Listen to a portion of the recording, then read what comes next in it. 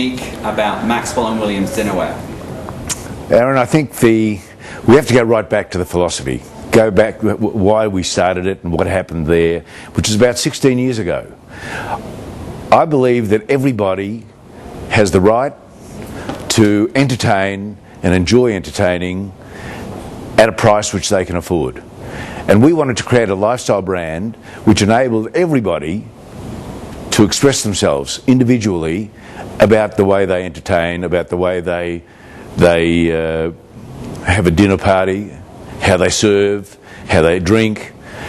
It's really a passion for fashion on the table that I had, and we took that and created what I think is a joie de vivre lifestyle brand.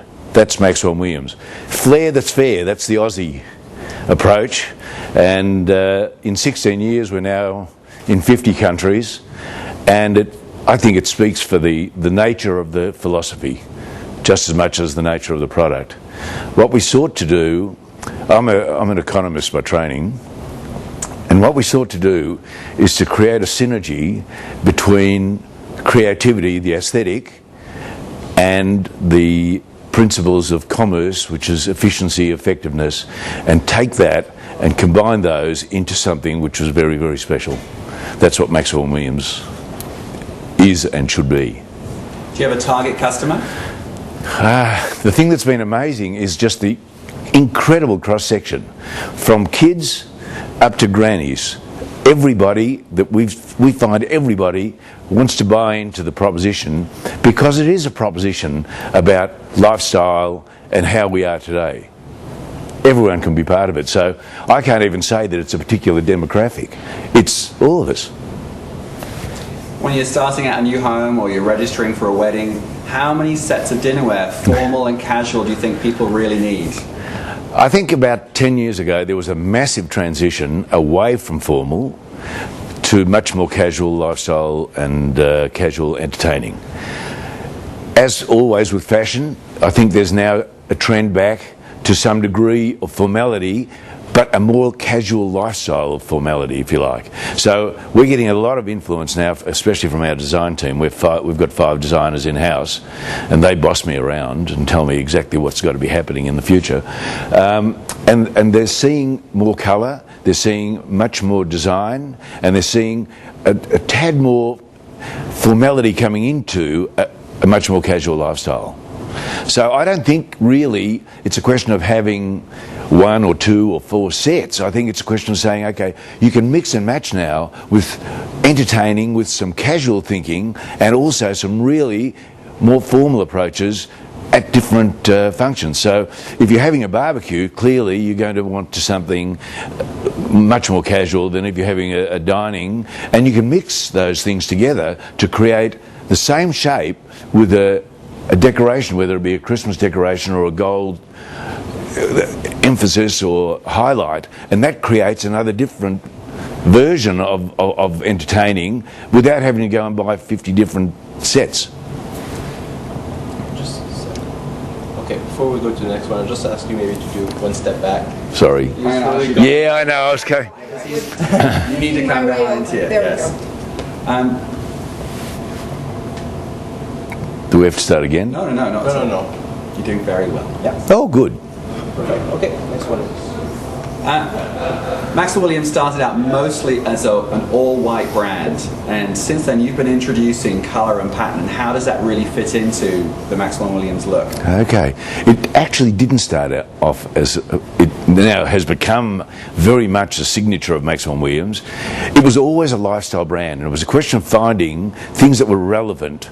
And I really felt that white dinnerware is kind of the foundation, if you like, of, as is black and white in clothing, the foundation for all creativity from there on. And so we started off with that blank canvas, the white canvas, and said now from there we're also going to create all sorts of mix and matches into that framework, and so you can continue to add and not having to discard.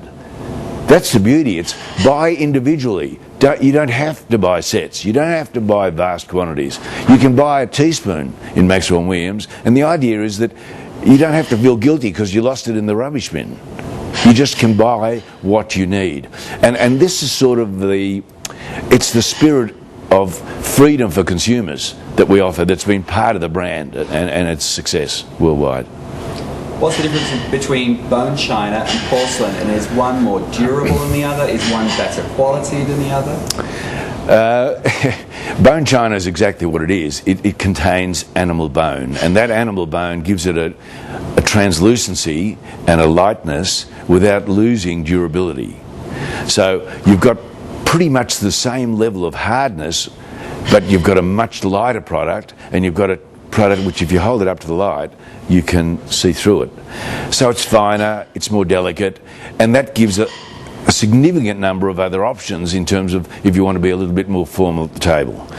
Porcelain, on the other hand, has a greater sort of a casual type of affair, and it is much cheaper, especially on cast items. So we need to draw a distinction there between round and square shapes, and that's the distinction between the way it's produced, and that's one is made from clay that's rolled into shape, which is round. The other has to be cast, and that's a much more expensive way of doing things, particularly in bone china. And so you'll find very few serving pieces available in bone china at our price level because they're just so much more expensive to make. And that's why the option with porcelain is to get a much bigger variety of shapes and dimensions in shapes at a much more affordable price. As far as serveware goes, are there key pieces that you think that people should really always have when they are buying and building their dinnerware services? Look, I think it's about function. The Maxwell Williams brand is about function, form, and that creativity to give everybody the ability to serve what they want to serve on something which makes it look great. I don't think there's a formula. Clearly, platters of all distinctions, whether you want to serve it meat, whether you want to serve sausages, or whether you want to serve French fries, you need some type of approach to serving. And our attitude is to create enough options so that every consumer, no matter what type of food they're serving, has that option covered easily, simply, and affordably. That's the essence of Maxwell Williams. Why would a consumer choose Maxwell Williams flatware over another brand? Look, I think it goes really back to the philosophy. I mean, we have sought to create something that is so consumer friendly because it's affordable, it's stylish, it's got flair, and everybody can be building their own persona and personality around the ranges we develop. We've now got something like 5,000 individual SKUs, and that's based on a philosophy about range which gives people, consumers, and let's face it, the consumer's not some stranger we've never met. The consumer is you or I, and we need to recognise that do unto the consumer as you would do unto yourself, and that's really the fundamental essence of it. Let's make everything available to everybody and let them determine the style and flair that they want to have in their life. Talking of style and flair, what's next for the brand as far as trend direction is concerned and fashion? Well, I have to say the designers have taken control at Maxwell Williams, and I'm just a bit player now. They're coming up with just astonishing new things and expressions of new things. We've got a range coming in August called Enchante. It's a bone china, and it is really that. It's enchanting. It has 4 or 5 colours, all mix and match in a beautiful range. I can't wait for you to have it in your stores. You're going to love it. From a trend direction, do you think that people are entertaining differently now than the way that they used to? I don't know if you've got the same alcohol laws that we do in Australia, but they're quite severe now with regard to drink driving. So as a consequence of that, there's a significant shift about the way people want to entertain, and a lot of that's going to home.